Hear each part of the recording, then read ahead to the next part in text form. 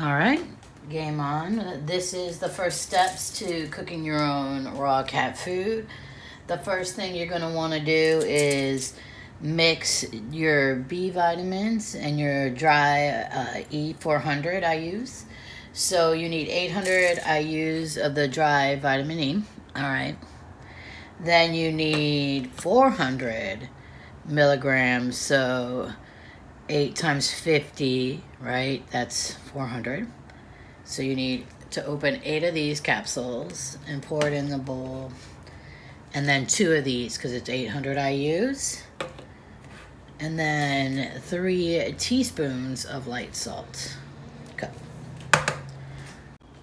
All right, as you see, I emptied all the capsules. Now what I'm gonna do is I'm just gonna mix the light salt now that I've mixed the E and the B together.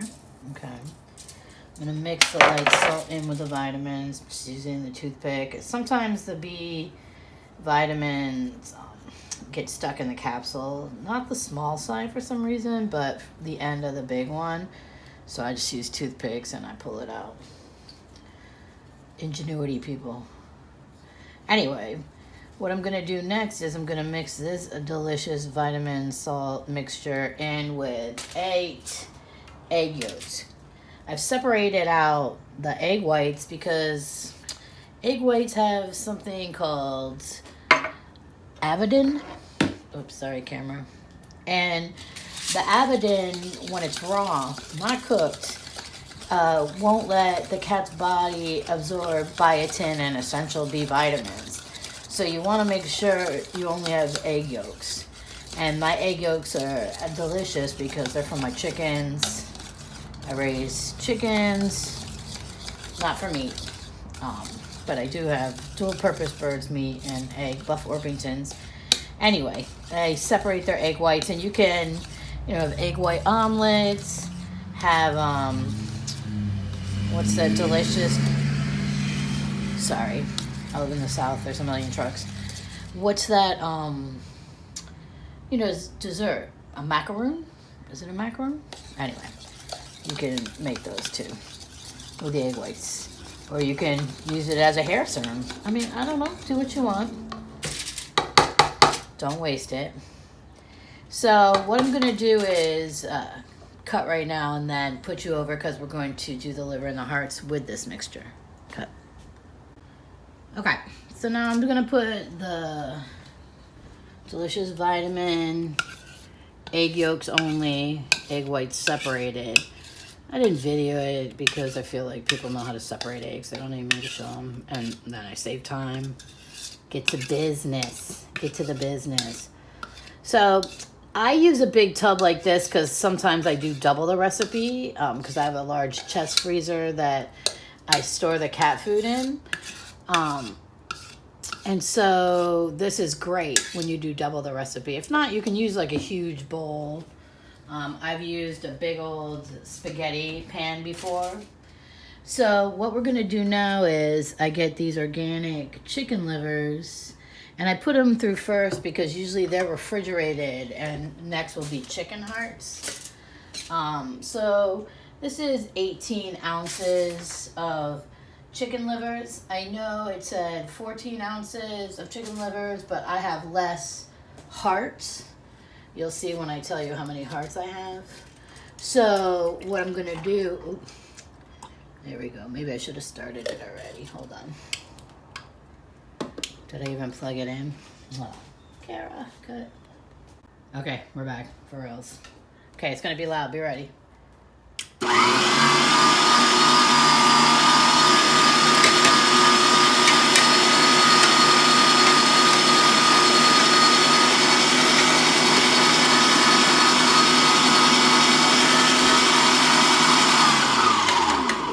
I'm just going to cut for a minute because I should be wearing gloves. Okay, that's number one. And then I should have been wearing gloves the whole time.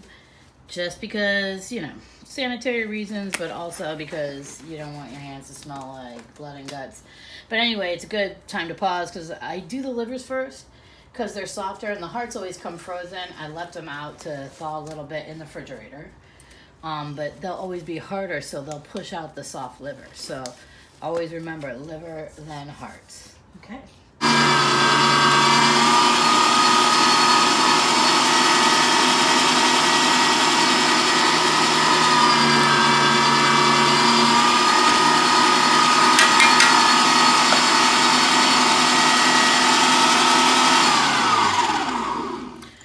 Okay, and anything that's stuck in there when I run the chicken bones and skin through will come and push the rest out. But what I was saying before is I balance it out. And, you know, the reason why, and I use this amazing Danish whisk to mix everything. Let's get over here. But the reason why in the recipe, you'll see it says don't use cod oil. You know, I always add oil secondary. I use wild Alaskan salmon, you know what I'm saying, oil. And I put it in after the fact, but you never want to use cod oil as one of the fish oils because it's super high in A, and you're already getting so much vitamin A from the livers and the hearts. And you know, some people, I have taurine there because sometimes people can't get a hold of enough chicken hearts, or sometimes even liver, so you can substitute taurine or put it in. You know, taurine and B vitamins are water soluble, so just like us, the animals will pee it out if you have too much, you know, hence the neon pee. But anyway, I mean, and I'm not a doctor or vet or anything, I'm just telling you what I know of my experience, allegedly. Okay. All right, so this recipe calls for about 10 pounds bone-in, skin-on chicken. So I get this at Whole Foods, you know, no hormones. And so about 10 pounds is about 27 thighs. So I get 3 of these, 9 each, okay?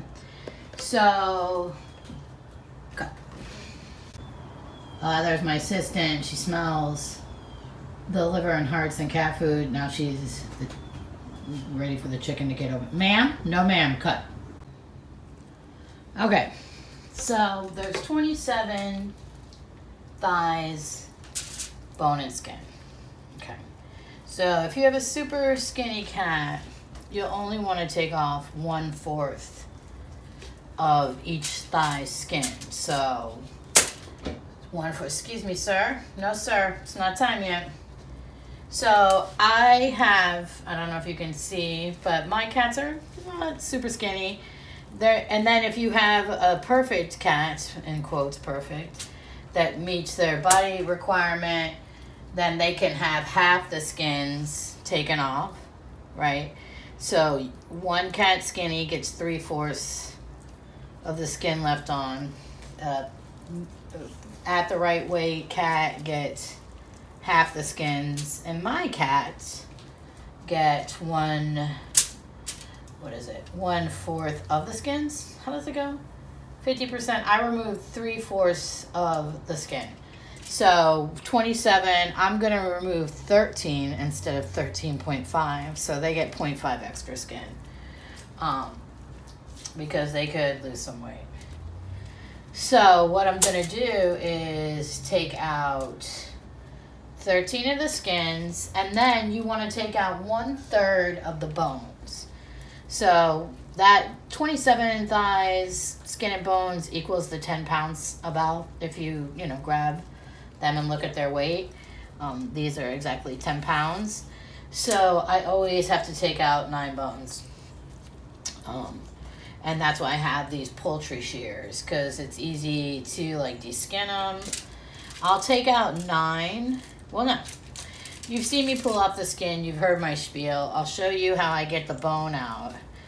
And then I'm going to time-lapse everything else, because this is like one of the most time-consuming parts of this, is deboning the 9 and de-skinning. And it's really not that bad.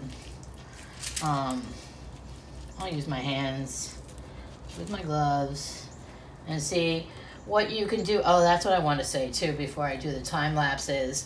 I save the bones and the skins because you can make bone broth. I'm a vegetarian, but I have friends that aren't, so I make them bone broth. with the leftovers. So something always happens with maybe I'm going to just do time lapse and make sure I have 13 with no skins, and then just take 9 out so I don't get confused, because that's the way I always do it. All right, cut, time lapse, hammer time.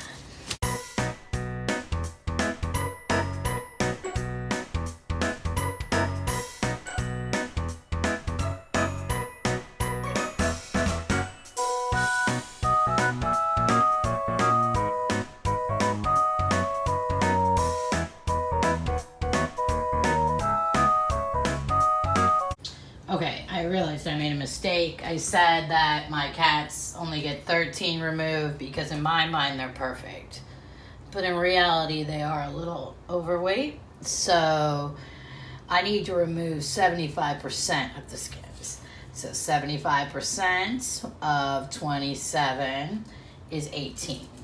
So I removed 13 skins. I need to remove 5 more. The bones don't change. And I needed to show you guys something else anyway. I still removed 9 of the bones. I'm just going to remove, 13, 14, 15, 16, 17, 18.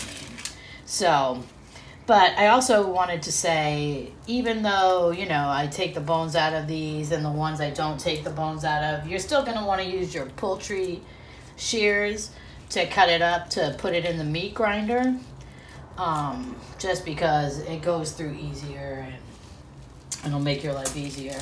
And then the other thing I want to show you, let me just get rid of these 2 skins for my beautiful kitties.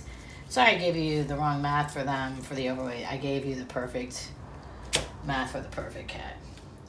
Okay, so another thing I do real quick, like you see these pieces like this, this size or smaller. Let me see if you can see it. I cut some pieces like that off and I put them in their food so they have stuff to chew. It's good for cats and their teeth to chew, helps get their tartar off. So, I'm just gonna cut a couple pieces. Not for every single one, because I think I end up with 50. I counted them last time, and, underneath this video will be a link to the blog that has the recipe and all the tips. More tips that I forgot to even say. So many tips, you guys. It's going to be so amazing. But anyway, so I'll cut up a couple pieces like that, and like I said, cut these puppies in half so they go down easier. Especially the bones, sometimes you want to cut. Don't cut your finger off, etc. Ooh, that's a good chewy piece. And they'll chew it. If they can't chew it, then they just won't eat it. But, then they like to take it off to the side and chew on it, on their little mat cats. They keep bugging me because they want treats. I give them little snacks. I'll give them like a piece of liver or heart. Not a whole piece, like a little piece. But anyway, we'll start the grind, right? Let me get the camera set up. Cut. All right, I'm going to show you a couple chickens go down, and then we'll do time lapse again. Time lapse is the best and not so loud. Okay.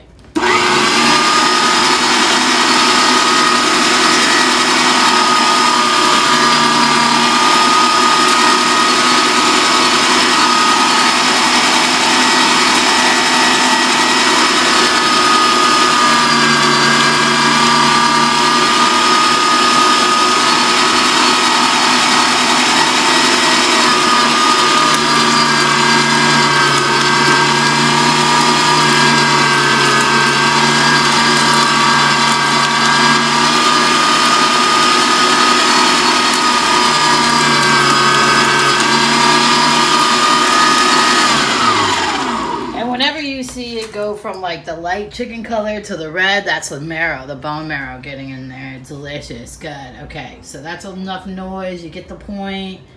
Cut them in half.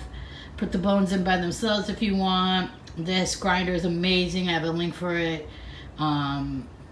It's just the best. Okay, time lapse.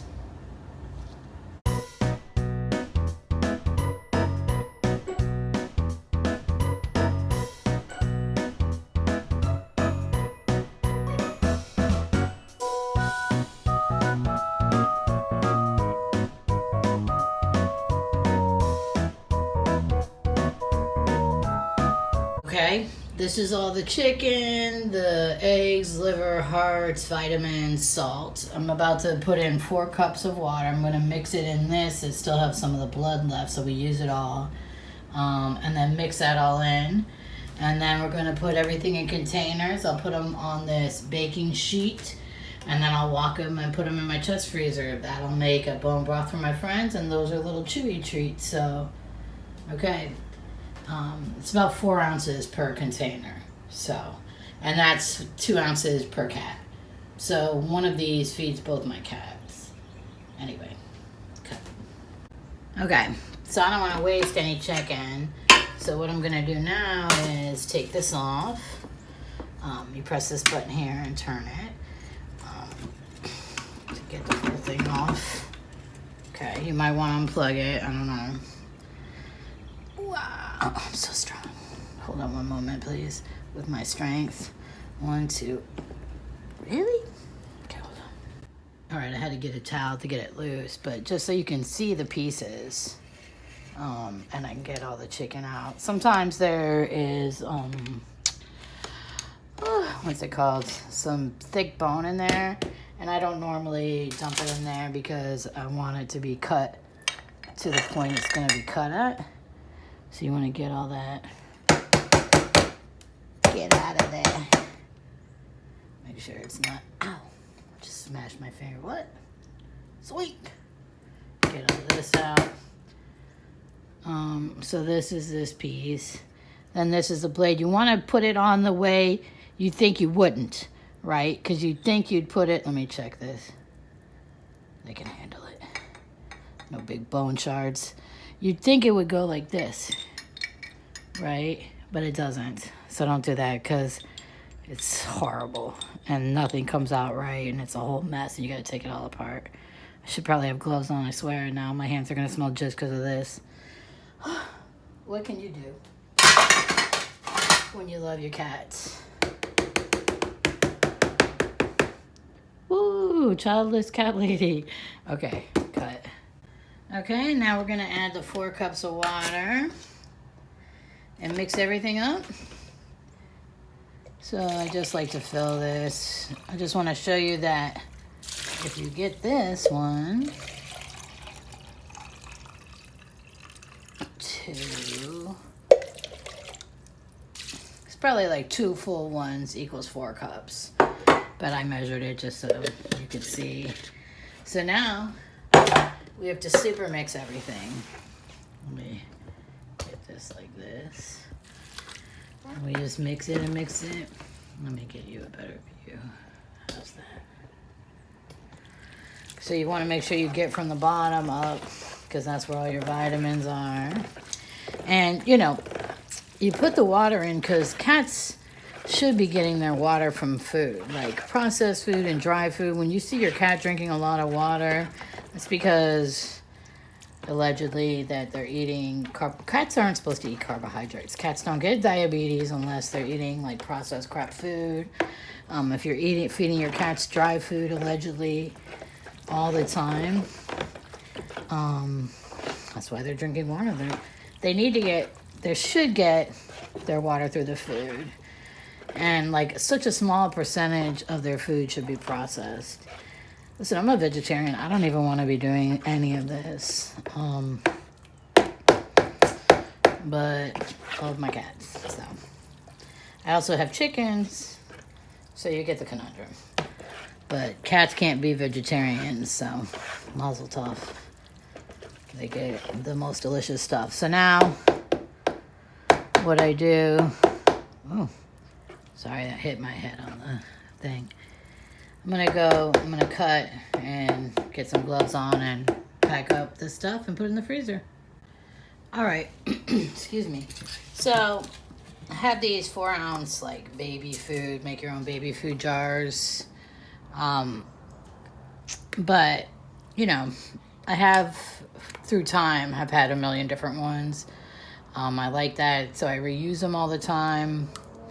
So that's 4 ounces. So that's for 2 cats, okay? So what I do is like this one, I just fed them dinner. But this one I'll leave in the fridge for tomorrow morning. But what I usually do is I'll have one in the refrigerator and one in the freezer. Okay. So as soon as I feed them breakfast tomorrow with that one, I'll grab out of the freezer this one and put it in the fridge. And see, here's one of those pieces. Ooh, extra special. Where's the thing? Ooh, perfect. Chew toy. So inevitably one or the other gets it. So yeah, 4 ounces each. And then what I do is for breakfast and lunch. For breakfast and dinner, I give them both sprinkled on top. I'd say like, I don't know, 2 tablespoons of, I just cover it. Just cover the food with nutritional yeast and you're golden, right? So there's that. And then in the morning, I like to give them pureed organic pumpkin with their food, like just to the side, not mixed in. And then at night, I give them the Alaskan wild caught. Get over there, Danish whisk. Salmon oil. I'm going to say salmon. And they love it. And both times covered with nutritional yeast. And people do rabbits and all sorts of stuff. Thus far, I've only, done chicken.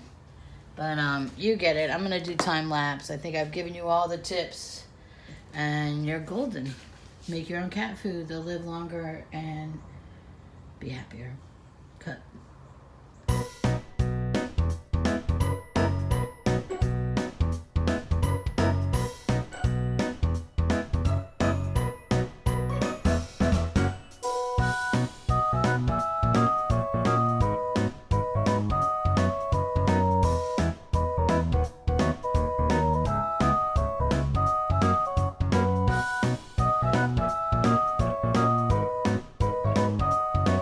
So this is the end result. There's some in the chest freezer here, and then I have some in my regular freezer. And these are, I have apiaries. These are bee supers and a deep and stuff. I keep them in the freezer, so if there's any eggs or varroa mites or small hive beetles, wax moth eggs, they'll freeze, and then when I use them next season, because the honey flows over and I extracted my honey, then we got them. And then we've got some door excluders. Don't worry about it. Bye.